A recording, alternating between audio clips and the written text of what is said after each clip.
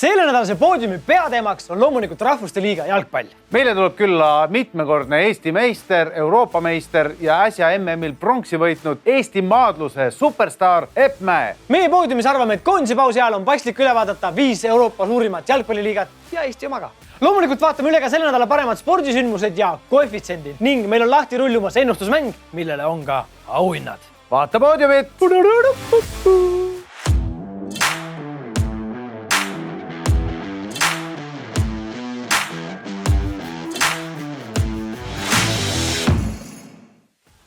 Tšehhis Ratšitšes või Ratšitšes peetud sõudmise MM-il tuli Eesti paarisajaluline neljapaat taaskord 5. koosseisus Mihhail Kustein, Allar Raja, Tõnu Henrikson ja Johan Poolak. Võib öelda, et sisuliselt oli tegemist EM-i koopiaga, kuna ainukene tiim, kes siis väljavahetus oli Prantsusmaa asemel oli Holland. No see on kõvasti Euroopast väljas. Jah, aga põhimõtteliselt kõik nagu Euroopa EM, ega mingit väga vahet ei olnud. Ja stabiilselt 5. koht, nii et seal me siis praegu nagu ulbime, ütleme nii, sõuame. Vaikselt tasa sõuame. Küll tuleb. Igiliikuril on alati järelkasv olnud, nii et... Aga võitsid siis seekord poolakad ja teiseks tulid britid ja kolmandaks itaallased. Tubli töö. Ohsada õnne, ohsada rõõmu. Tallinnas toimub esimest korda maailma tasemel tenniseturniir. Meie tüdrukud said teada ka oma vastased. Teisipäeval läheb Anett Kontaveit vastamisi Xiu Wangiga ja Mailen Nuudi läheb vastamisi Donna Vekic'iga. Kolmapäeval Kaia Kanepi läheb vastamisi Jelena Ostapenkoga, aga kas ta ka läheb, seda me ei tea, sellepärast et Ostapenkol on kehas tunda vigastuse hõngu. Ja nii need võidud siis tulevad. Esimesed ilmselt siis saab juba nagu lihtsamalt kätte. Kui Ostapenko ei tule, siis Kanepi läheb edasi. Mida me siis ennustame siin, et kes... Anett võidab ja ongi kõik asi on rahumajas, siin ei ole rohkem midagi rääkida. Et kas siin peale Benchitsi nagu on veel selliseid, kes võiks reaalselt talle vastu saada? Ostapenko ju. No Ostapenko, kui ta on ikkagi haige, siis ta ju ei ole. Ei, aga ma arvan, Kontaveit on minu pakkumine. Kanepi Kontaveit finaalis. Oleks väga äge. Eestis siseasi. Talispordi hooaeg on täies hoos kohe algamas, aga meil on juba head uudised jäähallist, nimelt Eva-Lotta Kiibus võistles Saksamaal siis 54. Nebelhorni karikal ja saavutas 3. koha. Pärast lühikava oli Eva-Lotta alles 10, kuid vabakava suutis ta uisutada 3. kohale ja 3. kohale ta üldkokkuvõttes ka jäi seda 165,21 punktiga. No ütleme niimoodi, et oma skoori tegi ära. 200 ei jätku puudu. 200 ei tsipa puudu, aga esimene poodium käes ja pool aastat oli ta ju vigastatud, nii et selles mõttes on väga head uudised, et on näha, et tal on vorm juba käes. Ja tore on ka see, et ta ju just vahetas oma elukeskkonda ja treenerit ja kõike muud, et see ei ole siis mõjunud tagasilöögina, vaid on endiselt samal tasemel ja see kõik on väga vägev. Aga palju põnevamad uudised tulevad hoopis meile FIS-ist ja Coopist. Sa kuulsid õigesti, Coopist, sellest samast toidupoeketist. Nimelt Coop on FIS-i suur sponsor ja FIS pooleldiga Rockiga kooskõlas on öelnud, et Venemaa ja Valgevene sportlased pääsevad taaskord varsti suusatama. Coopile, FIS-i peasponsorile see muidugi ei meeldi, sest et trendid maailmas täna on teistpidi ja Venemaad ja Valgevened boikoteeritakse. Mis me sellest asjast siis nüüd arvame? No ja kui Vene olümpiakomitee juht ütleb, et igale Vene sportlasele sõdida Ukrainas on auasi, siis jääb nagu väga vähe võimalusi üle midagi kommenteerida selle kohta. Selles mõttes, et siin ei tohiks üldse mingit küsimustki olla, et Vene sportlased ei saa võistelda enne, kui see sõda on läbi ja see kõik. Ja kuidas FIS-i juhtkond sellest aru ei saa? Ma ei saa aru, ma saan aru küll, aga nad ju teavad, et siis hakkab teiselt poolt pooma, eks ole. See ei skandinaavlastega see lihtsalt läbi ei lähe. Tõepoolest. No vaatame, mis sellest kompotist saab.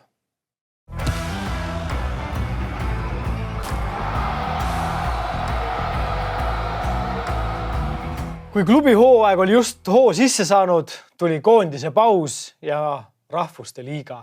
Rahvuste Liiga on selline huvitav nähtus, ta ei ole sõprusmäng, ei ole valikmäng. Midagi nagu otsustab, aga samas ei otsusta ka mitte midagi. No on selline vaheturniir nagu, et... Selline suvaline lihtsalt nagu midagi nagu on kaalul, aga samas nagu tegelikult nagu ei ole ka. vaata. Ta on selles mõttes huvitav, et ma arvan, et erinevad riigid lähenevad asjale nagu erinevalt, on ju, et Ungari võtab väga tõsiselt. Ungari võtab väga tõsiselt ja ütleme, osad riigid jälle nagu näevad selles võimalust katsetada oma nagu noormängijaid või mingisuguseid koosseise ja mingeid B-koosseise ja muid asju. Et selles mõttes, ütleme jah, et koormus muidugi on jalgpalluritel suur, aga nad teenivad ka nii, et ütleme nii, et rügavad mingi 70-80. Rügavad ja ega mis siis on, Koondise eest neil ju tegelikult ju vist väga paljudes riikides ei maksta ju mängijatele, et see on nagu puhtalt auasi. Ei, koondise eest ikka on auasi mängida muidugi ja nii see peakski olema. Ja ega siin paljud on öelnud ka nagu De Bruyne ja veel paljud mängijad, et see on üks tohutu selline pain in the ass ikkagi, et need tulevad lihtsalt kuidagi niimoodi täitsa suvalisel ajahetkel, on ju, et kus sa tegelikult oled nagu nii-öelda keskendunud sellele klubi hooajale. Ja mis on tegelikult veel probleem on ikkagi see, et väga paljud mängijad lähevad ju sellelt rahvuste liiga pausilt tagasi santidena, et ega klubidele see ka ei meeldi ja see ju viib meil ju nii-öelda ka klubi jalgpalli taseme alla. Aga see selleks rahvuste liiga, mudaliiga, olen kirjutanud 2 luuletust selle kohta, kuidas me mudaliigas mängime. Eesti on nüüd siis D-alagrupis grupis 2 täiseduga 9 punktiga liider Malta ja San Marino ees. Me ei taha teha üllatunud nägu, see peabki nii olema. Ei, see peabki nii olema ja läks kõik nii, nagu me arvestanud olime. Veel arvatud see penalti, mis Malta sai, seda me polnud arvestanud. Malta penalti ei olnud arvestanud jah, aga me ju teadsime, et kohe-kohe tuleb sisse Anier ja teeb selle teise värava ära ja nii ta täpselt läks. Ühesõnaga sisuliselt koopia esimesest mängust, et mingit väga suurt vahet ei olnud. Teine poolek ei olnud küll ilus. Aga vedasime selle võidu välja. Minu küsimus on nagu see, et kas nüüd selle Malta mängu põhjal me väärime siis mudaliigast välja saamist või mitte? Ma arvan, selles on teatud fenomen. See on nagu, kui sa lähed välismaale ja pead inglise keeles rääkima, on ju, või ütleme, kui sa räägid inglasega inglise keeles, siis sa püüad rääkida nagu sükest võimalikult head ja ilusat ja selget inglise keelt. Aga kui sa räägid, ma ei tea, poolakaga inglise keelt, siis sa kuidagi ise ka hakkad rääkima nagu niisuguse veidra aktsendiga ja ma arvan, et see on sama, et kui sa mängid Maltaga, siis sa mängidki natukene kehvemini või ma ei tea. Kui Eesti mängib Itaaliaga või Hollandiga. Siis see mentaalsus on teine. On kuidagi hoopis teistmoodi häälestunud kogu tiim. Malta vastu peaks nagu võitma, aga siis Itaalia vastu nagu hea, kui viigi saab. No hea, kui üldse midagi saab, aga sa veri ninast väljas, sest sa oled eelhäälestunud, et sa pead hakkama rohkem jooksma. Sa pead, ütleme, Malta vastu sa saad ikka natuke jalga puhata ja siin kombineerida. Ühesõnaga, saad mehed ette tõsta, sa ei pea kogu aeg nagu seda kaitseliini hoidma seal kusagil oma kolmandiku peal, on ju, et see ongi see vahe, ma arvan. Aga ütleme, et jah, üldiselt muidugi sellise mänguga, seal C-liigas ei ole nagu midagi teha. Oleme, et nagu süke olgem ausad, jah. Fulham Norwich süke üles alla. Üks aasta ühes, teine aasta teises. Aga Läti sai ka edasi, nii et... Läti ka edasi, jaa. Tore vahva lahe on ju, aga eks see mudaliiga ikka üks paras mudaliiga ole. Aga Itaalia, A-grupp, seda me ikkagi tegelikult jälgime kõige suurem huviga, et seda teed me vaatame ainult sellepärast, et me seal oleme. Aga A-grupp on ju tegelikult see, kus käib ikka nagu kõvemandmine. Jah, et tuletame nüüd meelde vaatajale, et praegu me räägime siis nagu kogu seda lugu siin võtame pulkadeks esmaspäeva hommikuse seisuga, ehk siis esmaspäevaseid mänge veel pole olnud, ega ka teisipäeva ja kolmapäeva. Kolmapäeva neid muid ei mänge, jah. Et kui me vaatame üle lihtsalt nagu gruppide võib-olla juhid või vaatame... Lähme gruppide lõikes ja siis vaatame võib-olla, mis mängust me siin nagu lahti... Ja, Horvaatia, grupp 1 on Horvaatiad, Taani, Prantsusmaa, Austria, Horvaatia esimene, Taani teine, Prantsusmaa 3, et Prantsusmaa 3 koht on meile pigem vist üllatus, ma kardan. Nojah, see grupp on nüüd lõpetanud, Horvaatia on nüüd nii-öelda poolfinaali edasi saanud. Taani püüdis, mis ta püüdis, aga siin oligi Horvaatiaga oli vähemalt vaja viiki mängida, aga seda on suutnud, nad kaotasid. Seega ei jäänud neil siin väga mingeid variante, sest Horvaatia Austriat võitis nagu selgelt 3-1 ja aga prantslased, jah, järjekordselt ei saanud Taanist jagu, kaotasid 2-0. See on ikka müstiline,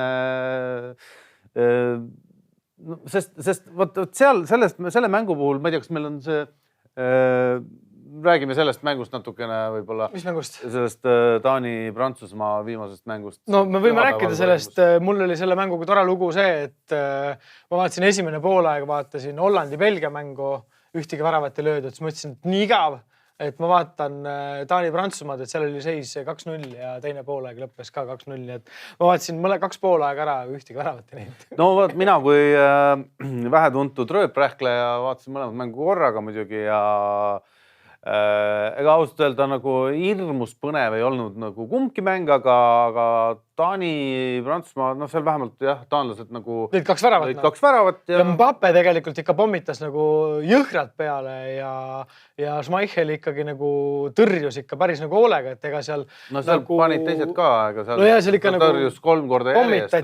Pommitati ikka nagu väga-väga tõsiselt seda. Aga kui sa lööd otse keskele, noh siis ega sellega, noh väravpalli sülle põhimõtteliselt neid palle, et noh ta ei pidanud tegema mingid imetõrjeid. Seda küll ja, aga noh, ütleme ikkagi, noh, Prantsusmaa lõi 17 korda peale ja 7 korda raami, aga samamoodi näiteks Taani lõi 17 korda peale ja 8 korda raami. No vot, mis näitabki, et noh, tegelikult ütleme jällegi nii paberi peal kui ka tehniliselt ütleme, Taani ei ole nii tugev kui Prantsusmaa. Maailma meistrid ikkagi on ja. Näed, ja siin tekib see sama küsimus, kas nad nüüd noh... MM-iks saavad? Kas neil on ükskõik on seal, noh, nad... Ma mõtlengi, Prantsusmaa tundub nagu selline sats, et neil on nagu siuke see rahvuste liiga mingi mehna. Minu arust see alates 2010. aastast see Prantsuse koondis on üldse kuidagi noh, mingites pingetes ja mingites staari, mingites issuedega. Seal on kogu aeg mingi probleem, et just see vaimne pool ei toimi nagu noh. Et ei ole siukest, aga siis nad tulevad, võidavad jälle mingi MM-i ära. Ongi korras jälle. Jälle siin vaidleme, mis me siin ikka, mingi rahvuste liiga. Aga vaatame gruppi 2K-s, Portugal, Hispaania, Šveits, Tšehhi. No siin nagu ei ole väga suur üllatusi. Ei, no siin läheb põnevaks. Siin on selles mõttes, et noh, ega selle rahvuste liigas ongi, et on kaks põnevust, kes kukub välja ja kes võidab tabeli. Ja siin on siis hispaanlased otsustasid, et nad teevad asja põnevaks. Said Šveitsi käest 2-1 kotti ja Portugal siis otsustas, et nemad panevad Tšehhile 4-0 on ju. Noh, Tšehhi käest ei küsinud keegi ja need vaesekesed on nüüd nagu... Aga noh, Tšehhid saavad veel võidelda siis nii-öelda siin... Mitte väljakukkumise eest. Mitte väljakukkumise eest. Nad peavad Šveitsi võitma ja samamoodi Šveitsil piisab viigist ja samamoodi Hispaania-Portugali mäng on nüüd tulemas, mis on ülipõnev alati ja kus Portugal siis, Portugalile piisab viigist ja Hispaania peab võitma.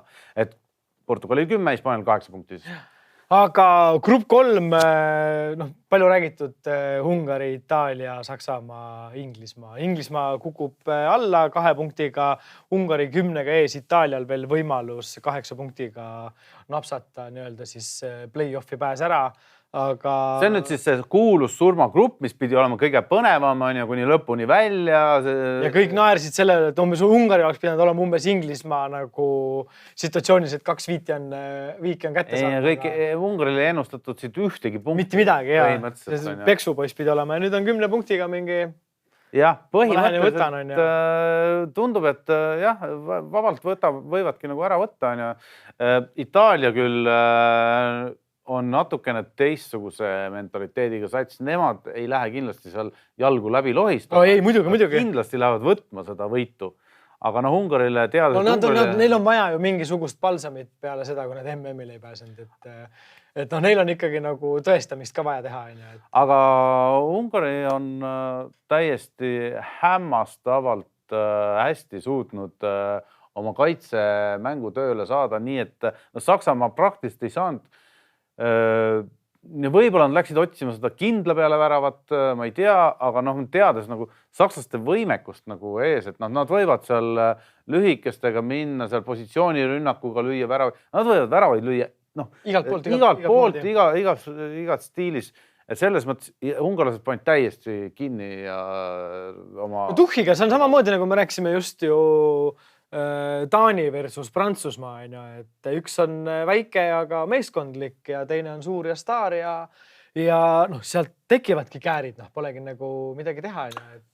Et seda on ju näidanud ju väga-väga paljud riigid ju suurturniiridelt, just väiksed riigid, vana hea Island tuleb ju kohe meelde, et kus ongi lihtsalt see karjavaim on nii tugev, et tehnikaga seda lihtsalt ei murra. No lõpuks muidugi tuleb sul vastu nagu mingisugune, ongi a la MM-il Saksamaa, siis on nagu, selle tuhhiga on raske seda nagu tanki peatada.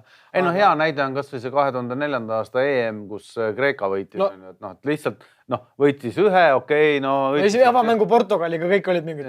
Okei. Hakkas mingi tilu-lilu ja siis lõpus finaalis sai ka veel Portugal tappa. Jah. Portugal kaotas 2 mängu mõlemad Kreekale ja päris valus. Aga grupp 4 seis on siis Holland, Belgia, Poola, Wales ja nemad on ka omal siis grupiga otsad kokku tõmmanud ja Holland on selle võitnud 16 punktiga.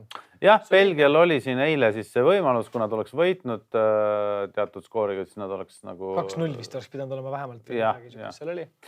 Aga seda ei juhtunud ja ma ütlen ausalt, mängupildi järgi oleks pidanud juhtuma. Holland võitis 1-0, täiesti teenimatult. Aga siin on jällegi, et... No ei tea, kas on teenimatult nagu, sest ma ei tea, see ikkagi nagu lööd ära ja endale ei lase lüüa, siis ei saa öelda, et sul nagu see võit nagu sülle kukkus. Seda küll, jah.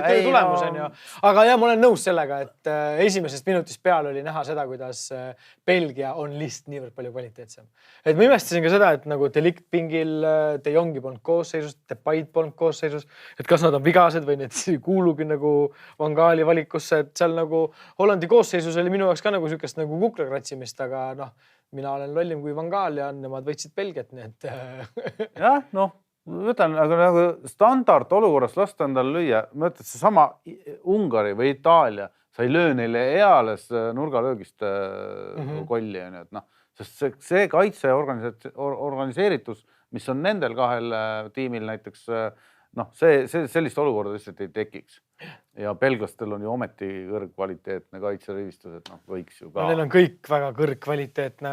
Ja ei olnud nagu maailma kõige kõvem Hollandi sats neil vastas. Ja siis selles grupis veel on meil Poola ja Wales ka. Poola siis 7 punktiga ja Wales 1 punktiga ja Wales kukub välja, siin ei ole nagu küsimuski. Ja läheb siis alla koos Inglismaa, Tšehhi ja ilmselt Austriaga. Et sellised põnevad tuuled meil rahvuste liigas ja meil on nüüd veel ees ootamas või täna õhtul, kui me siin salvestame, täna õhtul on siis Eesti San Marino mäng veel ja miks see on ainuke asi, mis meil nagu põnevust hoiab ja muu kõik on siuke juba statistika ja sõpruskohtumised. Eks siis ilmselt järgmine nädal võtame siis rahvuste liiga kokku ja vaatame, mis sellest kogu kompotist välja saab ja kas minu jaoks ka põnevaks läheb. See ka, kiire, vaatame, kes meil järgmine aasta siis ehk siis B-liigast üles tõusevad. Šotimaa, Iisrael, Bosnia-Hertsegoviina ja Norra või Serbia. Aga siin on 2 varianti. Põnev vist, võib-olla. Igal juhul.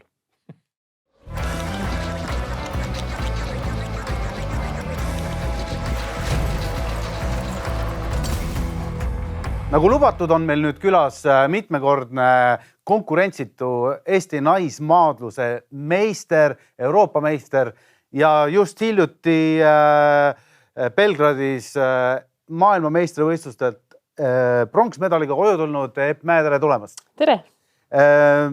Siin meie ees on nüüd see medal. Uhkelt ta siin niimoodi ilutseb meie laua peal. Küsin kõigepealt ikkagi ära selle, et kui suure kaaluga see medal on sinu jaoks? Ma arvan, et iga medal on mingisuguse oma kaaluga.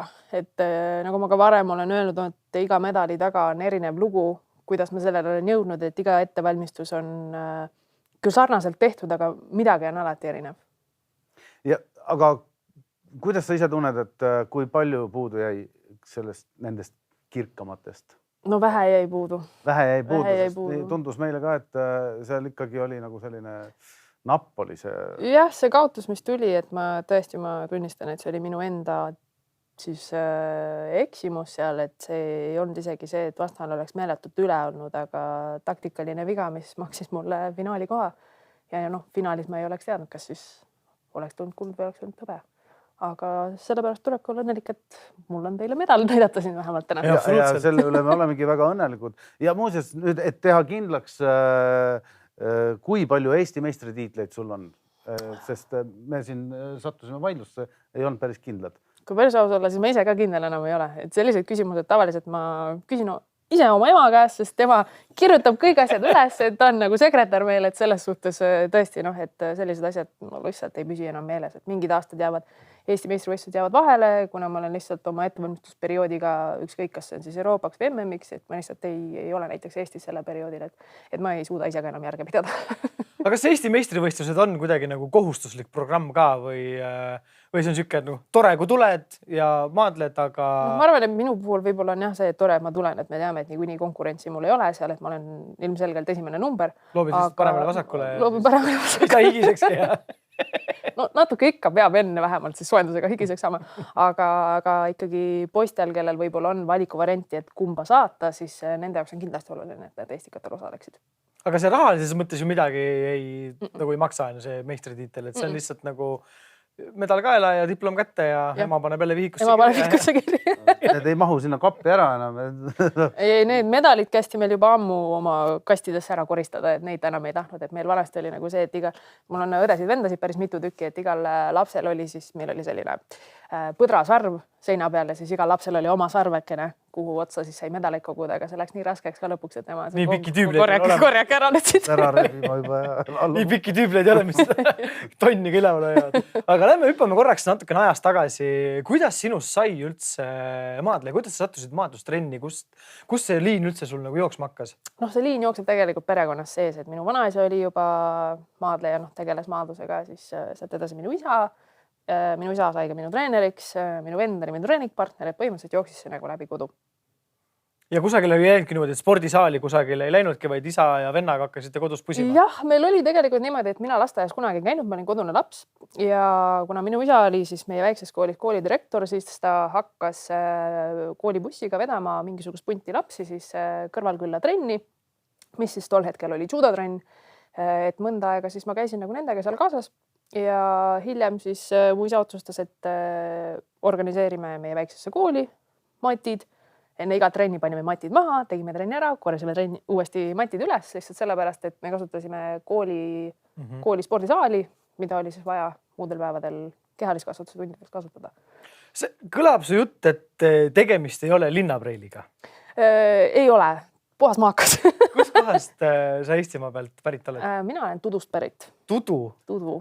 Siis see on siis meil Lääne-Virumaal. Lääne-Virumaal, jah. Ja see on huvitav koht. Ma tean Tudu küll, sest minu ema vanemad on sealt kandist pärit. Nii et, aga mina tahtsin hoopis küsida, sul oli ka siis, sa tegelesid ka judoga, eks ole, tegelikult oli veel võitluskunste, mida oleks võinud valida, aga sinu isa oli maadlustreener.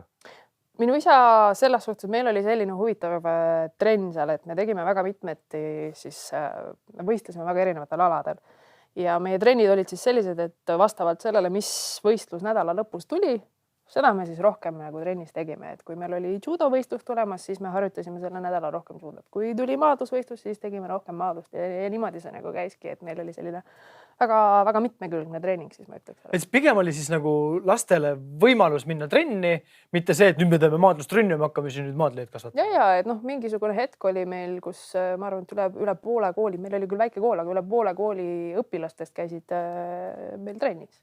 Sest ma ise maapoisina tean seda, et kui sul üks trenn tehakse, siis sinna tuleb minna, sest et muud valikut sul ei ole. Et valikuid selles suhtes meil väga ei olnud, et lähim linn oli siis 40 kilomeetrit, mis oleks Rakvere siis olnud, et meil lihtsalt ei olnud ka seda võimalust, et vanemad saaksid viia näiteks, et lähme proovime näiteks ujumist või tantsimist või mis iganes. Ja see bussiliiklus on ka, ei toeta laste huviringi, et kui vanemad on ikkagi piisavalt aktiivsed ja neil on võimalus, siis küll. Aga meil selles suhtes müts maha isa, kes selle võimaluse tegelikult eelkõige oma laste jaoks lõi ja kasvatas meid sellisteks, nagu me kõik täna oleme. Aga millal tekkis see tunne, et professionaal? Millal see pöördeline päev tuli? Mitte see, et see nagu vennaga niisama tilulilutamine või seal treeningpaaslastega nagu, et tore küll on ja et millal see mõte, et nüüd nagu ikkagi olümpiamängud, MM-id, EM-id. Ja kas oli ka kolmandaid isikuid, kes sinu talenti märkasid ja ütlesid, et vaat nüüd seda neiut tuleb nüüd natukene teistest eraldi hakata treenima, sest muidu ta ei saa piisavalt koormust või? Eks ma juba selline spordisuunitlusega ja sellele väga pühendunud olin juba põhikooli lõpus, aga noh, seal ikkagi õpingud ja ma sõitsin siis juba Rakveresse treeningutesse, maadlesin seal poistega, isa siis viis oma treeningud Rakveresse üle. Ja ma arvan, et see võib-olla selline kõige suurem muudatus tuligi siis, kui mind võeti Audentesesse spordikooli vastu.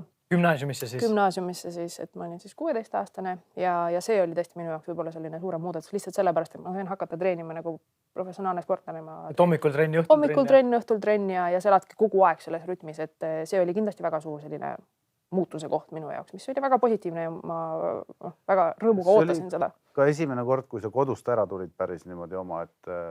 Selles suhtes jah, ma kolisin küll kodust ära, ma tulin pealinna, pärast seda ma olen siis ise hakanud tallinnane, aga... Nagu me kõik, eks ju. Aga jaa, et see iseseisvus tuli kindlasti juba varem, et ma ju käisin igast treeninglaagrites üksinda ilma isata teinekord, et keegi teine klubi võttis mind kaasa lihtsalt, et meie oma pundiga lähme Eptulega. Et kuna mul isa oli ikka koolidirektor ja siis see ei olnud nii lihtne, et tulen lihtsalt töölt ära ja lähen tütrega nädalaks ajaks kuskile laagrisse. Kas sa Audenteses said juba tüdrukutega ka maadelda või pidid seal ka poistega maadlema? Esimene aasta oligi pigem selline, et ma päris täpselt ei teadnud, kas neid üldse vastu võetakse. Lihtsalt sellepärast, et Audenteses oli sel hetkel ainult poiste Kreeka-Rooma. Aga naistemaadlus on vabamaadlus, mis tähendab, et tegelikult need on ikkagi 2 erinevat maadlust. Aga ma niimoodi käisin isale ütlema, et kuule, mine küsi, et tol aeg siis Henn Põlluste oli seal treenerina. Et mine küsi palun Hennu käest, et kas ta võtaks mind üldse vastu. Et selleks hetkeks ma tegelikult olin juba noorteklassis võtnud esimese Euroopa meistrite pronksmedali, mis oli ka siis naistemaadluse esimene medal Eestile. Et siis jah, mul isa käis ja küsis ja siis tuli ütles, et ma mäletan, Henn oli nagu üllatunud olnud, aga selles suhtes nagu positiivselt, et kas Epp tahab tulla või Audentesesse. Ja mind võeti sinna gruppi vastu niimoodi, et ma hommikused trennid tegin Kreeka-Rooma poistega koos ja siis õhtused vabamaadlustrennid. Mulle tolleaegne siis peatreener tuli, võttis mind peale, viis Piritale, tegime seal trenni, tõi tagasi pärast õhtul kooli. Et selles suhtes, et see tegi ka minu nagu tavaliselt koolipäeva tunduvalt pikemaks, kui võib-olla teistel õpilastel oli. Aga sa elasid internaatkoolis siis on ju, sa olid seal Lühikas? Suurlinna tuled hulluks ei jäänud? Ei, ma olin juba sel hetkel väga fokuseeritud, et ma lähen Audentesesse, ma lähen sinna sporti tegema ja nii see ongi, et ega seal tegelikult mul aega ei olnud, kui ma ütlen, et ma käisin Audenteses 4 aastat, mis tähendas, et siis viimase aasta sa said jagada 8 aastaks, et sul oleks pikem periood treenimiseks. Siis ega ma Tallinnat selle jooksul väga tundma ei jõudnud õppida, sellepärast, et mul lihtsalt ei olnud aega, kui sa teed ikkagi... Käisid seal Tondi Selveris ossid oma toidu Tondi Selveris ossid oma toidu, mis mul oli vaja, eks ju, et ega selles tegelikult päriselt aega ei olnud. Et see avastumine tuli hiljem, kui ma juba koolil ära lõpetanud. Aga kuidas sul oli see üleminek? Me teame kõik seda, et juuniorites nagu emme-tissid tambivad kõik asjad kinni, kõik on nagu kena vahva. See on suhteliselt siuke nagu, ütleme, pole nii kulukas see, aga ükskord sa lõpetad koolid ära, sa oled täiskasvanud sportlane, et siis see üleminek, et see on nagu koht, kust väga paljud nagu ära kukuvad, sest et ei ole enam neid vahendeid ja kuidagi nagu kõike nagu jälle palju ja võtab juba palju aega. Ja absoluutselt ma olen sellega nõus, et sportlastel ongi väga raske see noorteklassist täiskasvanud klassi üleminek, sellepärast, et jah, noorteklassides sa võid seal medaleid võtta, sul on isegi noorte toetused olemas. Minu puhul ma sain päris mitu korda selliseid ühekordseid stipendiumeid, mis siis minu vanemad õpetasid, et raha tuleb hoida ja raha tuleb nagu siis säästa. Ja ma ei olnud see, kes kõvasti kulutama siis hakkaks, et ma jätsin need ilusti kõik alles ja mingi periood, kus oligi, et juunioride klassist enam tulemused ei lugenud, täiskasvanutes veel ei olnud tulemusi kirja saanud, et see periood oli raske, ma ütlen, et see ei olnud nagu niisama, et mul ikkagi vahepeal mingit sissetulekut ei olnud. Samas kooli olin ära lõpetanud, mul oli vaja juba üürikorteris elada, et siis ma sain neid stipendiume kasutada ja sain selle perioodi hakkama ja siis jällegi aitäh Maadlusliidule, kes tuli mulle jälle appi ja terve see aeg on tegelikult minusse väga uskunud. Põhjusega ju. Põhjusega uskunud minusse ja suur aitäh, et nad on seda teinud. Ja sa ütlesid, et sa tõid esimese medali üldse nagu naiste maadluses, et me just vaatasime Margusega, vaidlesime siin, kes oli esimene Eesti olümpiavõitjas, me vaatasime, et nagu 100 aastat tagasi mehed tassisid ju ainult kulda koju maadlusega, et nüüd on nagu see nagu nüüd pöördunud, et nüüd on siis nagu naiste kord. Jah, mul on väga hea meel, et meil on noori tüdrukuid järgi tulnud, et kui mina alustasin, siis mul ei olnud ees mitte kedagi, mul ei olnud kellegi poole nagu üles vaadata, et mehed olid selles suhtes muidugi, et ma väga austasin ka meie tolleaegsed siis maadlejad, kes olid varem võitnud medalid ja kes parasjagu olid aktiivsed nagu Heiki Nabi ja Ardo Arusal ja kõik need poisid. Aga jah, et tänastel tüdrukutel ma tunnen, et ma olen mingisuguse raja nagu sisse kündnud, et tulge lihtsalt järgi. Vägev. Kas see pronksmedal on tänase päeva seisuga ikkagi kõige nagu väärtuslikum medal sinu sportlaskarjääris? Tead, mul on neid pronksmedaleid, see on siis juba 3. Ja minu käest on seda küsitud ka, et kuidas see tunne oli, et selle pronksmedaliga võrreldes ja siis need eelmised, siis ma ütleks, et on küll erinev, sellepärast, et need esimesed pronksmedalid, mis mul on, et nende võitmisega tagasin ma ka koha olümpiamängudele. Et kindlasti see medal võib-olla on mitte nii magus kui need teised 2. No rääkides medalitest, sportlaskarjäär ei ole nagu lõputult veniv kumm, et ühel hetkel saab ta läbi. Aga kuidas sa ise tunned, kas sinu karikate ja medalite kappi mahub veel ka olümpia ja MM-i kuldmedal? No, isegi kui nad ei mahuks, siis ma teeks ruumi neile. Tunned sa, et sul on veel seda sees, et on see püütav? Jaa, ma usun, et minus on veel seda, et ma leian, et ma ei ole oma täielikku lage veel saavutanud, et jaa, kindlasti, lähme edasi. Ja kui üks päev olümpiakullad, MM-i kullad on käes, pole enam kuhugi poole püüelda, mis siis edasi lähed MMA-sse? See küsimus mulle kuidagi kohe kunagi ei meeldi, sellepärast, et miks ma teen maadlust, mulle meeldib see, sest et me ei löö kedagi, meil ei ole valuvõtteid, meil ei ole midagi sellist, et see MMA ikkagi, ma arvan, et ma ei kaifunniks väga kedagi näkku taguda või veel vähem ise näkku saada taotud, et selles suhtes... See on väga rõve, ütleme anda on okei, aga saada on väga rõve. Ja selles suhtes, kui ma juba maadlusega kunagi ära lõpetan, siis miks ma lähen jälle samasugusesse raskesse spordiala, mis kogu see ettevalmistus tegelikult on ju sisuliselt sama. Raskem isegi. Võib-olla isegi raskem jah, et ma pean midagi ümber hakkama õppima. Sul on ikka 25 minutit. Kindel ei, terve rida seenior spordialasid nagu golf, diskgolf. Tennist mängivad väga palju. No tennis on juba raskem, see on juba raskem. Aga no seda annab niimoodi ka ja harrastusspordina. Aga meil on üks teema veel, mida me tahaksime sinuga puudutada ja see on tantsetrall maadlus olümpiamängudel. Kord võetakse kavast välja, kord pannakse kavasse tagasi. Sinu käest küsida, mis sina sellest arvad, ütled, et nagu ta peaks ikkagi kavas vist olema. Kindlasti peaks kavas olema. Aga miks? Kui me ikkagi räägime vanimast olümpiaspordialast. No. Just täpselt, ei no me oleme nõus siin sellega, esiteks ka Eestis nagu populaarne ala nagu alati olnud, aga miks selline tsirkus rockil selle küsimuse ümber on tekkinud, on ju põhimõtteliselt lihtsalt selle tõttu, et olümpiamängudele võimalikult palju uusi alasid, mingisuguseid atraktiivseid alasid saada. Noored vaatama, toome need uisud ja rulad sisse, siis noored hakkavad vaatama. Midagi peab nagu ära jätma. Ja põhjendus on siis, et maadlus ei ole piisavalt atraktiivne, ehk siis tal ei ole piisavalt jälgijaskonda ja nii. Et võib-olla nagu inimesi, kes tegelevad maadlusega, neid on piisavalt, aga lihtsalt ei ole publikut. Et küsimus, kas variant A on võimalik, et maadlus oleks kuidagi atraktiivsem oma kasvõi siis ülesehitused reeglistikult jah, et kas seal annab midagi muuta või... No see aeg, kui see maadlus ikkagi välja visati ju mingi aeg põhimõtteliselt olümpiakavast, siis see tuligi sellest, et ei olnud piisavalt atraktiivne, meie nagu rahvusvaheline maadlusliit ei tegelenud piisavalt oma ala arendamisega, mille järgselt siis kohe vahetati president ära, kohe hakkasid toimuma muudatused, reeglites mitu aastat järjest tehti muudatusi, ma ei mäleta, kas see naiste kaale lisati peale seda või enne seda, võib-olla peale seda, et just, et jällegi oleks see võrdõiguslikkus rohkem, et oleks naiste ja meeste osakaal nagu võrdsem, sest esimestel olümpiamängudel oli naiste kaal ainult 4, kui ma nüüd niimoodi puudalt viskan. Et nüüd on ikkagi meeste kaaludega võrdselt neid. Et jah, Rahvusvaheline Maadlusliit on väga palju arenenud edasi pärast seda, kui meid uuesti olümpiakavasse siis lisati, et nad näevad väga palju vaeva selle nimel, et ala areneks, et see muutuks rohkem siis atraktiivsemaks inimestele, kogu see sotsiaalmeedia, mis sinna juurde käib, et nad on väga usinalt selle kõik esindada võtnud. Viimane kiire küsimus sulle, kas püsti või maasvõitlus? Püsti. ise olen nagu rohkem maasvõitleja. Tšitšu vend rohkem. Võitluseks läheb, sest ma tavaliselt olen rohkem nagu maas. Ei no hea, aga no sa saad aru, mida ma mõtlen. Ma sain aru, jah. Aitäh sulle, Epp, selle intervjuu eest ja loodame kohtume tulevikus veel. Aitäh teile.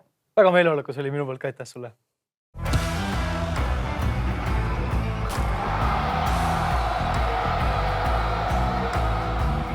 Mõned head nädalad on möödunud, kus me ei ole rääkinud üleüldse klubi jalgpallist. Seega täna me saame teha siis kiire kokkuvõtte, mis toimub meil koduliigas ja mis toimub ka Euroopa suuremas 5 liigas.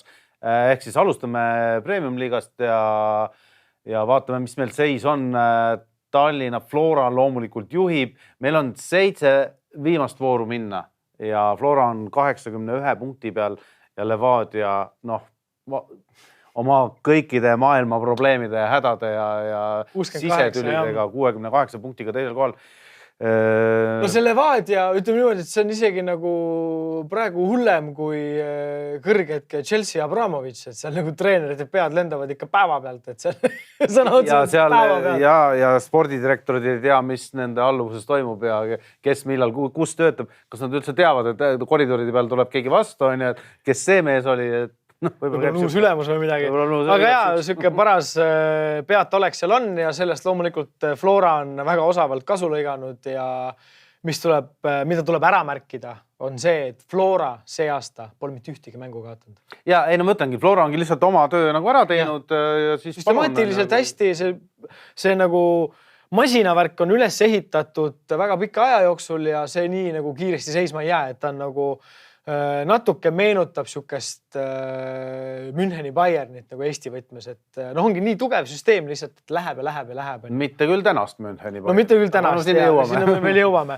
Aga 3. on meil Kalju, 4. on Paide ja Paide on kindlasti pettunud, et nad 4. on Euroopa kohast. No ütleme seal nipa-napa punkt on Kaljuga vahet, et seal võib veel kõike juhtuda. Aga Paide ilmselt ikkagi tuli nagu mõttega, et nad võtavad tiitli see aasta, aga olla 4. on nende jaoks kindlalt pettumus. Aga Kuressaare? Ma tahtsin just öelda, aga Kuressaare 5. koht, ma arvan, see on üle aastate üks parimaid tulemusi. Neil edasi tuleb Narva Tammeka Kalev. Ei ole välja kukkumisohus, midagi väga uut. Ja siis on meil Leegion ja Pärnu Vaprus. Et mul on Kalevi üle hea meel, mul on Kure üle väga hea meel. Et need on 2 satsi, kes on see aasta ikkagi tegelikult mänginud üle oma taseme. Ja mitte sellepärast, et keegi oleks nüüd nagu kohutavalt tasemes kukkunud, vaid nad on iseenda taset tõstnud ja seda on nagu rõõm näha. Seda on rõõm tõdeda jah, et Kuressaare on tõesti nagu üllatanud see hooaeg ja ongi vist kõige suurem üllatus. No Levadiat ju võitsid just ju. No vist 2-1. 3 isegi lõid neile või? Mina mäletan 2-1, aga anyway, ühesõnaga ikkagi Levadiat võita Kurel, see on ikkagi väga suur tulemus. Ei, no see on kõva värk jah. 3-2 võitsid jah, lõpuks oli see. Aga Trans nagu näitas suvel mingisuguseid märke nii-öelda taseme tõusust, aga siis jälle sinna see jäi. Aga võtame ette ka järgmise liiga, milleks meil loomulikult on ju vana hea Prem ja Premis kõik, kes on punast värvi londonlased, on väga õnnelikud, sest et Arsenal juhib Manchester City ja Tottenhami, Brightoni, Manchester Unitedi, Fulhami, Chelsea, Liverpooli, Brentfordi ja Newcastle'i ees. Hetkel siis Premi ja Arsenal on näidanud head minekut, 6 võitu, 1 kaotus, pole nagu üldse hullu. Ja kaotus tuli siis Mänult 3-1. Jah, erinevalt Põhjamaa liigadest, siis Kesk- ja Lõuna-Euroopa liigad alles algasid, nii et alles alustasid oma hooaega põhimõtteliselt mänge siis peetud 6-6, 6-7 vastavalt siis erinevad liigad. Ütleme nii, et Arsenal on tõesti teinud nagu super alguse ja... Aga need on ka tugevdanud oma satsi nagu selle koha pealt, et see on nagu, oleks pidanud kaotama tegelikult nagu mingit tasemehüpet on ju. City, küll 2 viiki saanud, sellepärast on punktiga maas on ju, aga tegelikult me võime siin teha nägu, et Arsenal juhib ja jube põnev on, aga tuleb see päev, kui nad kokku lähevad Cityga ja... see päev ilmselt tuleb juba varem, kui see City võtab selle liidrikoha endale ja sealt rohkem lahti lase, et mina ei näe, kes peatab Haalandi. ja De Bruyne'i ka koostöö, et nagu ma täna, mul on väga-väga raske näha täna üldse jalgpallimaailmas, kes selle nagu tänaseks nagu kinni paneb. jah, see Liverpooli Wonderworld on ära kukkunud ja nad on alles 8. kohal. Kloppi 7. aasta on ju. No, Kloppil hakkab vist see aeg otsa saama nagu Tuchelilgi, kes on 7. kohal või tähendab oli siis nüüd Tuchelit enam ei olegi, aga Chelsea siis 7. kohal. Kui palju nagu me peaks nagu muretsema, selles mõttes... No Leicester on viimane. Et just nimelt, Leicester on vist kõige suurem nagu ikkagi fopaa siin. No, 1 punkt. 1 viigi on kätte saanud 6 kaotuse kõrval. No Leicesteril võib-olla ei ole olnud lihtsalt vastased ka, aga ikkagi. No ikkagi. Ikkagi ei ole see tase, mida ikkagi endine... Ja no Mänu liigutab ennast ka taaskord kusagilt välja, mis on nagu tore, aga Bundesliga, seal on meil toimumas väga põnevad, kuidas nüüd öelda, muudatused. Vaata, kui me hooaja alguses rääkisime sellest, kuidas läheb igavaks, juba hakkab igav, sest Bayerni rong pani juba 6. käigu sisse ja läheb. Aga ei, poisid... Hoopis 5. käigul ja 5. kohal 12 punktiga, esimene Berliini Union 17 punktiga, teine Dortmund, 3. Freiburg, Hoffenheim, siis Bayern, Mönchengladbach, Eintracht, Mainz, Köln, Verdeni, Bremen. Nii, meil on siis Euroopa meister Frankfurdi Eintracht, on ju, Euroopa Liiga meister võitja, kes on 7. kohal. No kõik tegelikult need Freiburg alustas eelmist hooaega, ta oli pikalt tabeli liider. Siis tuli München ja hopsti võttis üle. No siin ilmselt läheb ka nii. Ma ei usu, et see seis, ei, no küll nad tulevad. 5 punkti on vähe, 20 punkti peaks olema vahe. No see vahe peab ikka võimas olema, ja. Aga ma arvan, et lõpuks kujuneb ta ikka nii, aga see ei tähenda, et Berliini Union nüüd ei võiks näiteks 3., 4. või kuhugi sinna, et selle meistrite liiga kohada võib vabalt kätte saada. Teine asi on see, mis nad teevad meistrite liigas, sest praegu nagu ei esine väga hästi, et Euroopa liigas, et nagu ei ole... No aasta on veel aega ka, aga mis on nagu tore nagu Berliini puhul on nagu see, et 10 aastat tagasi polnud ühtegi satsi Bundesliigas neil. Ja nüüd on... Et see oli nagu... Päris huvitav, et ainukene suur liiga, kus pealinn ei mängi on ja. Aga võtame edasi järgmise liiga, milleks loomulikult on meil Serie A ja vaatame üle siis ka seal tabelis seisu. Napoli on esimene, vahivärki. Atalantaga jagavad esimest kohta. Siis tuleb Udinese, siis tuleb Lazio ja siis tuleb AC Milan, AC Roma, AS Roma, Inter, Juventus, Torino, Fiorentina. Et sellised suured nimed on kukkunud, siin on mingi plörtstigi kusagil selline Lazio kuni siis Juventus 4-8. No jällegi selles mõttes... Jälle põnev on ju. No nagu põnev... Juventuse puhul on lood kehvad, me teame, et neil praegult... Üldse ei keri. Üldse, absoluutselt ei... Kusagil ei keri. Vahepeal on need liigas ei keri, aga meistrite liigas läheb hästi, aga siin ei lähe kumbaski. Siin ei lähe kumbaski praegu. Inter on 7. kohal, no see on üllatav. Udinese on 3. kohal. Vaat, me rääkisime ka sellest tegelikult hooaja alguses, et Udinese on üks sats, kes võib tulla ja hakata... On hea komplekti kokku saanud. No tõesti praegult nagu toimib. Atalanta jällegi võrreldes eelmise hooajaga nagu alustanud paremini ja Napolil, mina ei tea, kas neil lihtsalt veab või kuidagi, vaatad, et see mäng ei ole neil nagu mingi suurem asi. Kuidagi ikka nagu teevad selle meeskondlikult ära. Aga näiteks AC Milani ja siin Laziot ja asju on ikkagi nagu võidetud, et ei ole saa ka öelda, et... Ei, ma ütlengi, et nad on võitnud neid kuidagi. Aga kui vaatad, Milaniga mäng oli, siis tegelikult, ütleme, ma ei tea, 75 minutit olid kaitses ja siis tulid lõid oma väravad. Aga keegi ei anna tiitleid sulle ilusa jalgpalli. Ei, no seda küll. Aga La Liga. Seal on, ütleme, vahtkonna vahetus on toimumata seal... Real Madrid on esimene, Barcelona on teine. Nii see eelmine hooaeg lõppes ja see hooaeg läheb edasi, kuigi jah, Barcelona võib olla nagu kiituseks tuleks öelda, et nad on see hooaeg alustanud paremini. Nad ei ole 12. kohal on ju. Ühe mängu ainult 5 mänginud, 5 võitnud. Ja väravate vahe 18-1, mis on ka päris, päris hirmuäratav. Aga siis 3. on Betis, siis tuleb Atletico Bilbao, Osasuna, Villarreal, Atletico Madrid, Real Sociedad, Valencia ja Mallorca. Atletico Madrid, mina tahaks öelda Atletico Madridi ja nende 7. koha kohta seda, et Diego Simeone aeg on läbi. Põlu on läbi. Et see šarm enam ei tööta, kuidagi on näha seda, et ei ole enam seda südikust või sellist nagu olid Kodiinid ja kõik see vaata nagu siuke meistrite liigas ikkagi kolistati finaali uksi kõvasti asju, et seda tuhhi kuidagi sellel satsil ei ole ja kuidagi kogu see Griezmann ja see punt seal nagu on kuidagi nagu apnab kuidagi või seal midagi on nagu pahasti. No seal on värsket verd vaja kindlasti, seal on vaja vahetust ja see on natukene nagu peaks nagu teadma seda õiget aega, millal see vahetus sisse viia, et kui sa oled juba vana ja väsinud, siis mine ära. Tegelikult eelmine hooaeg juba ju oli Atletico ikkagi suht kahvatu. Kahvatu oli, ja see hooaeg on ta veel hall vari sellest eelmise hooaja kahvatust.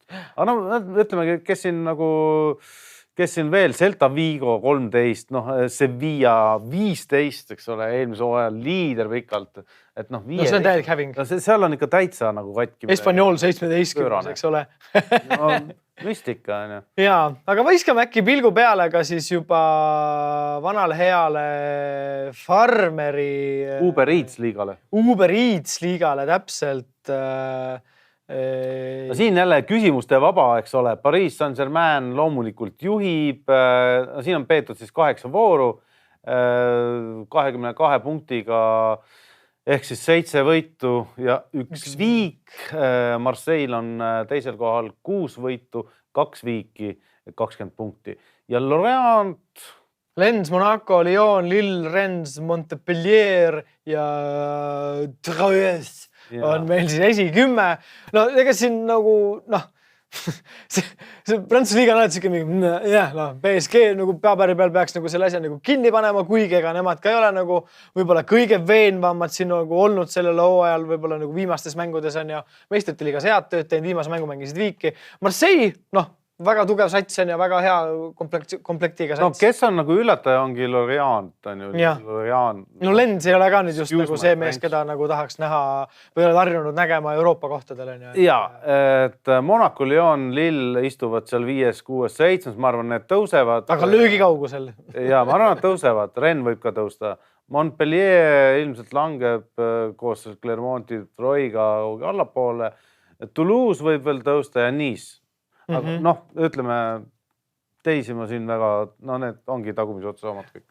Aga mis sa teed, kui sul on selline liiga, kus ühel klubil on sama suur eelarve kui viimasel 10 kokku, et siin ei olegi midagi teha ja see selle Prantsuse liiga nägu on, see on selle nende nuhtlus ja õnnistus, aga nii nendega kahjuks on ja sellega saigi meie tuur otsa jalgpallimaailmas, mis toimub Euroopas, nii et oleme kohe varsti tagasi juba nädalavahetusel ju liigamängudega ja põnevad mängud ootavad meid ees, eriti Premier Liigas, nii et saab päris jalgpalliga vaadata. Just.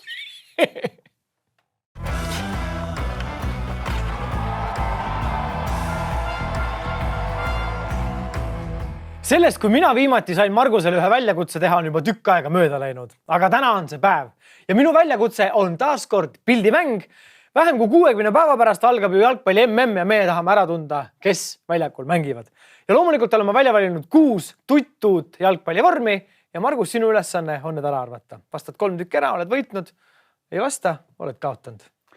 Pole probleemi. Ma just nägin ühte meemi, mis oli, et 2 klubi Euroopas, kellel on iga aasta üks ja sama särk, on Borussia Dortmund ja Burnley.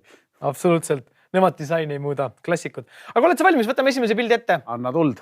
Ja palun, siin on sulle esimene koondise särk. Kellele võiks selline särk kuuluda? No vot, siin on nagu, kuna Itaalia ei osale, siis see Itaalia olla ei saa, kui see on kodusärk. Siis see saab olla Prantsusmaa saaks see olla ja ma näen, et seal on kustutatud ära 2 tärni. Prantsusmaa see vist ei saab olla küll, jah. Ei, siis on see Argentiina. Tõesti, see on Argentiina siis võõrsil särk. Võõrsisärk, ja mitte kodusärk. Kurat, need 2 tärni. Nägin ära. Nägid ära ja. Udustasid küll. Ja järgmine särk on siin. Oh jumal. Kellele võiks selline leegitsev särk kuuluda? No, leegid tundub moes praegu, jah. No värvi poolest võiks ju nagu eeldada, et see on Belgia, sest seal on Belgia lipu värvid kõik ilusti esindatud. Pakun Belgiat. Õige. Nii pettunud 2 tükki näkka juba. Nii ja selline uhke särk. Ossa, just. No korralik kunstiteos on. See pole mingi lihtsalt särk, vaid see on ikkagi nagu... See on juba nagu tänavakunst. Jackson Pollocki, jah, selline värviämbriga üle käidud. No kes siuksed värvilised rõõmsad poisid meil on? Huvitav jah, et siin nagu peab hakkama meelde tuletama, kes meil üldse, mis riigid meil esindatud on seal. No Katar see vaevalt nüüd on ju. 5 sekundit. Ütleme siis 3, 2. Saksamaa. Vale. Tegemist on Lõuna-Korea võõrsil vormiga. Kahtlustasin jah. Ja kahtlustasid jah. Mul ei olnud midagi sellest sõnagi. Ja kellele kuulub selline seksikas, naksikas tikanditega bluuse? No see saab ainult Katar olla, sest värvid on Katari lipu värvid ja see kunst seal peal meenutab mingisugust sellist Lähis-Ida, ütleme antiik siis gravüüri või midagi sellist. Võssa, mis võssa? Võssa, jah. Tegemist on Mehhiko võõrsi särgiga. No ju muidugi, ei no inkade ma mõtlesin ka mingi siin idamaade mingit ilu-lilu hakkad mulle ajama. Ei, tegemist on tõesti Mehhiko võõrsi särgiga. Päris äge särk on ju? Äge särk on jah. Ja kusjuures ma selle särgi kohta natuke lugesin ka, aga ma praegu ei pannud üldse kokku. Sa oled nüüd 2 tükki mööda pannud. 2 tükki mööda, jah. Ja siit tuleb sulle selline särk. Nii. Vanasti oli nagu lihtsam neid, aga tead, selle puhul on... Eks ma olen valinud sulle ka natuke nagu need naksikamad särgid, mitte need kõige stereotüüpsemad. Ja, aga selle särgi puhul on jälle üks asi, mis reedab. No. Need on need 4 tärni seal peal. Nii et ma pakun, et see on Saksamaa võõrsil särk. Täpselt nii see on. See on Saksamaa võõrsil särk. Seis on nüüd niimoodi, et sa oled 3 tükki õigesti vastanud, 2 tükki valesti vastanud ja viimane otsustab. Ja palun. Noh, ega siin nagu jällegi ei... Variante on minu 100. Variante on 100, aga noh, ütleme... Või nüüd, et Venemaa ei ole. No Venemaa... Nemad mängivad Adidasega. Nemad mängivad Adidasega. Aga Pumaga, oota, no jah, ega... No jah, pakun Hispaaniat, ega ma siin värvi järgi ei oska midagi muud pakkuda. Hispaania mängib ka Adidasega. Mängib Adidasega, jah, okei. Siis on see, kes meil on siit Euroopast veel, Inglismaa. No kuule, kullakene. Kuningana surma puhul tegid kuldsed äärised endale. No jah, ei, see ei ole Inglismaa värvid, jah, aga ma ei tea. Tegemist on Serbia koondis mänguvormiga. No seda ma ei oleks mitte... Ja see oligi naljakas, kui ma valisin siis umbes mingi 8-10 sellist samasugust punast siis erinevate elementidega oli ja ma mõtlesin, ma panen selle sisse, et sind segadus ajada ja näed, kaotasidki tänu sellele. Nii et... Ei kaotad ju 3 vastus ära. Margus võitis kahjuks tänase mängu ja nagu võitjale kohustus, siis järgmiseks korraks teed sina... Valin sulle kleidi. Vali mulle kleit ja võt, väljakutse aeg lõppenud. Aitäh teile!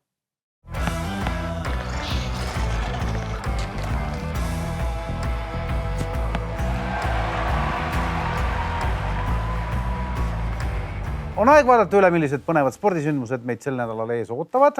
Kõigepealt loomulikult kauaoodatud Uus-Meremaa ralli on juba käes. Nii et kõik unetud rallisõbrad telerite, et nädalavahetus saab olema pikk ja kurnav.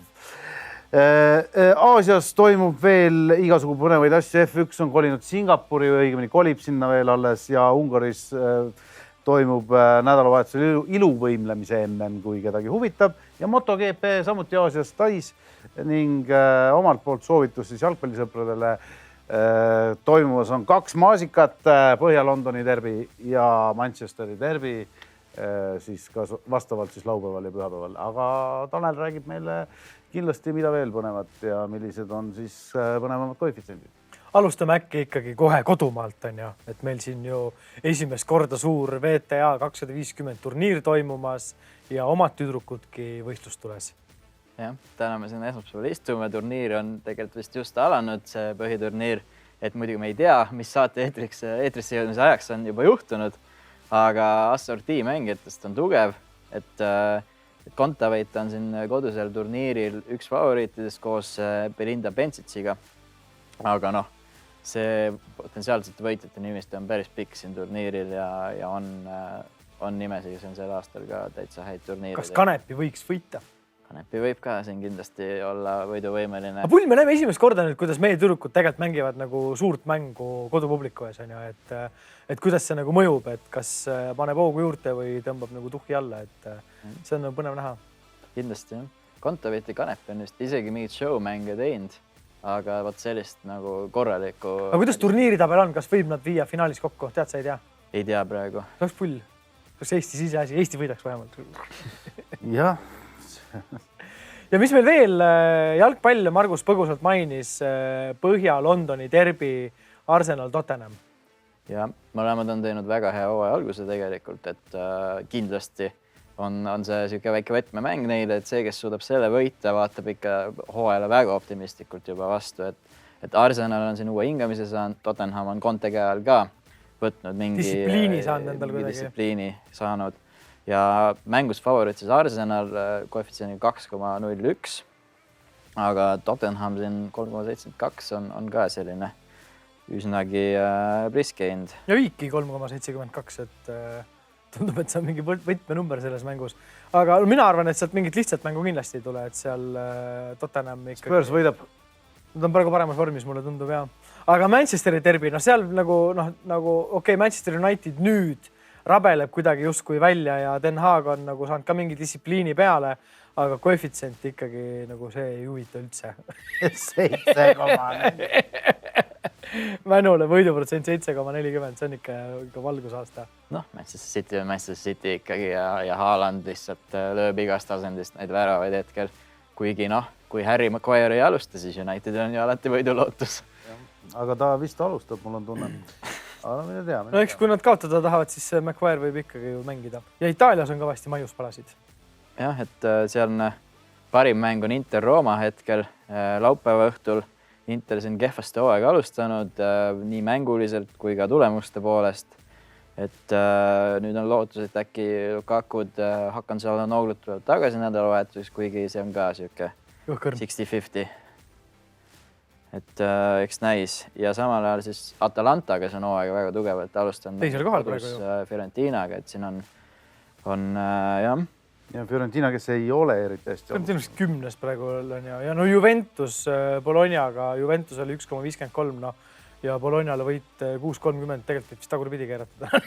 Nojah, Juventus on veel halvemini alustanud kui Inter seda hooaega. Tõesti on nagu suurtest üldse kõige halvemini alustanud nagu kõikide liigade peale kokku, et ta on ikkagi nagu väga-väga käpardlik praegu olnud ja et ei ole nagu ma mainisin. Ei, selle tiitli võtab Villarreal endale, et siin Itaalias. Tähendab Sevilla, jah.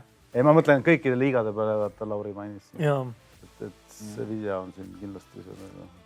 Aga hüppame ralli juurde, sest et see on tegelikult see, mis meid ju kõige enam huvitab ja enne kui me laseme Taneli koefitsientide kallale, on meil ka käima minemas ennustusmäng. Nimelt on minu käes 2 mõnusat kanakonti, kuhu on taga kirjutatud 25 € ja need on siis kinkekaardid Olipet Baaren Grilli ja meie ennustusmängu küsimus siis on arva ära Uus-Meremaa ralli esikolmik. See, kes õigesti vastab, saab ühe 25 € ja kõikide vastanute vahel läheb loosi teine 25 €. Nii et kirjutage YouTube'is kommentaaridesse teie arvates Uus-Meremaa ralli esikolmik ja kinkekaardid võivad olla teie. Nüüd koefitsientide juurde ja palun. Koefitsientid võib-olla aitavad isegi seda valikut teha, et me siin oleme üksjagu arvutanud, saanud ralli favoriidiks mitte Ott Tänaku, vaid Sebastian Ogieri, kes reedel on väga siukses heas stardipositsioonis. Nüüd tuleb tagant. tuleb tagant, saab võib-olla teha vahet sisse, aga siis tema koefitsient hetkel siin esmaspäeva hommikul 2,75, Otil 3, Kalle Rovanperel, siis me väga suurt võiduvõimust tegelikult ei oota sel korral. Ta ei lähe pingutama ka ilmselt. Ma arvan, et ta läheb pigem nagu tulemust tegema. Ja noh, siin outsiderist võib-olla Neville 11 mainida ära ja lisaks on meil siis ka üleval top 2, top 3, top 5 ja palju muud huvitavad tulemas, et kui mitu katsevõitu keegi saab ja nii edasi. Et tasub uudistada. Gus Greensmiti koefitsiendi ütlen ka ära, see on 100, nii et mina usun, et see on Gusi... Oliver Solbergil on 500, nii et see on veel hullem. Aga... Bertellil. Bertelli. Vabandust, Lorenzo Bertelli, vabandust, see on see Prada poiss, eks ole. Kõik peavad eest kukkuma. Ja F1 Singapuris, noh, olgem ausad, kisub igavaks. Nii palju, kui me lootsime need uute reeglite, uute aerodünaamikate asjadega, et läheb põnevaks, tegelikult läks hoopis igavamaks. Ja Max Verstappen 1.40, Charles Leclerc 5, Sainz 11, Hamilton 15, et ega noh, see F1, see hooaeg on läbi kukkunud. Aga selles mõttes jällegi, kui nüüd Verstappen seina sõidab, siis on päris head koefitsendid siin Hamiltonile ja Leclerc'ile. No, seda on küll, seda on küll, olen nõus sellega. Mida muidugi liiga tihti ei juhtu, aga noh. Ja käime üle kiirelt ka korvpalli, sest et mina ikkagi korvpalli austajana ei saa nüüd ju lasta seda mööda. Kalev Cramo alustab FIBA Euroopa Cupi sarja Horvaatide vastu. Jah, see on nüüd siis tugevused nüüd 4 siin, et kui Pärnu mängis Champions League, siis Kalev peab see aasta leppima vähe kehvema sarjaga. Aga vastas siis siuke keeruline Horvaatia sats, Cedevita Junior, et see Cedevita senior sats on vähe tugevam sats, kes mängib Eurocupis, mis on siis tugevus teine üldse. Ja korvpallist võib-olla mainiks kiiresti ära, et Eesti-Läti korvpalliliiga alustab nädalavahetusel. Favoriidid Riia VEF, Ventspils, Kalev muidugi alati, aga ka Ukraina superklubi Prometei, kes mängib ka siis Eurocupi üldse.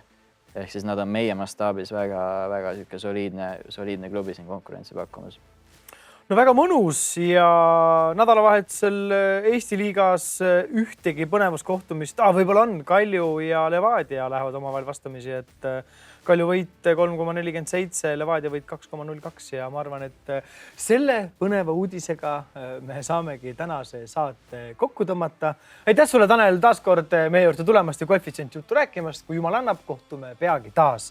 Ja sina, kallis vaataja, kindlasti kirjuta meile alla kommentaaridesse YouTube'is sinu arvates uus Meremaa ralli esikolmik ja kui paned täppi, võidad 25-eurise kinkekaardi. Kui täppi ei pane, osaled üldises potis ja võid võita ka 25-eurise Olipet Bar & Grill kinkekaardi. Ja meie Margus ütleme sulle aitäh vaatamast, kohtume järgmine nädal. Nautige sporti! Tšau! Tšau! Kõik on võimalik. Olipet!